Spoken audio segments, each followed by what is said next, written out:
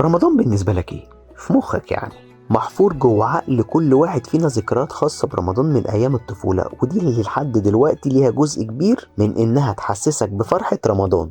فاكر وانت صغير؟ عاوز أسألك سؤال وبسأله لنفسي، يعني ايه كنت صايم نص يوم وانت صغير؟ مين صاحب الفكرة؟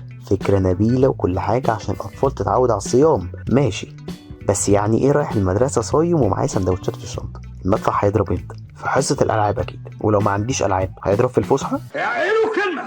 ولما كبرت شوية وبقيت أصوم بحاول أفتكر مين من صحابي صاحب فكرة إن أتمضمض عشان عطشان من الصيام. أنا بحاول أفتكر مين الغبي ده ومش قادر، يعني عشان أقطع علاقتي بيه. هو كان بيخدع مين؟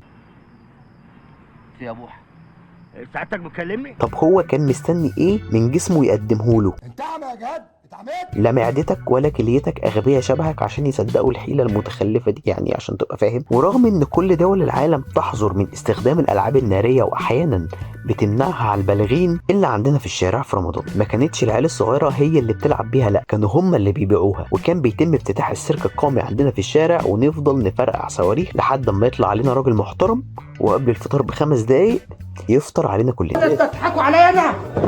ينعل اللي جاي الحكم بعد يلا.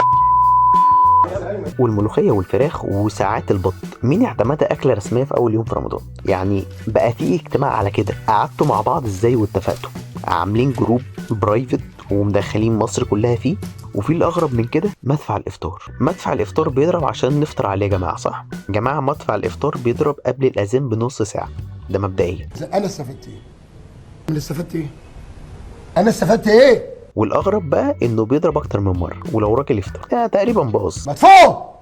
وبمناسبة الفطار، هو كاصحاب يعني بنبقى نقصد ايه بقى؟ عاوزين نفطر يوم مع بعض، انهي يوم؟ يوم كام وامتى؟ هل اليوم ده في رمضان اصلا؟ والله يعني مش متاكد. انت عبيط يا ابني. ولا نفطر بعد رمضان في الشغل ولا ايه؟ وعلى سكة الكلام بمناسبة الايام والفطار في اول يوم رمضان، الفطار بيكون في بيت اهلك كلم الحاج ولا بيت اهلها كلم الحاج اول يوم؟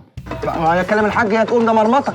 انا هسيبكم تتناقشوا في هدوء، هسيبكم تفكروا ما بالراحه. احنا جايين نهدي النفوس. كنت هنسى، رمضان في الاكل مشهور بالحلويات، ولما سمعت ان في حاجه اسمها مدلعه دي كانت قمه الكرياتيفيتي بالنسبه لي. ايه اللي حصل؟ هو مين اللي قرر يحط البسبوسه على الهريسه عليهم شويه كريمه ومكسرات ومن فوق كنافه وعليهم مانجا؟ ايه ده يا موني ده يا موني ده؟ يا رب خلينا نحط طعم اللقمه دي نكته يعني؟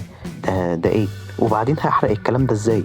انا بجري الصبح عشان اخس، انا كده هفضل اجري عمري كله. كده ما ينفع. انت يا عم انت يا عم انت. الحاجات اللي اتعودنا نعملها في رمضان غالبا ملهاش اجابه، فما تحاولش تدور. زي اللي بيشرب 2 لتر ميه قبل اذان الفجر فاكر نفسه جمل.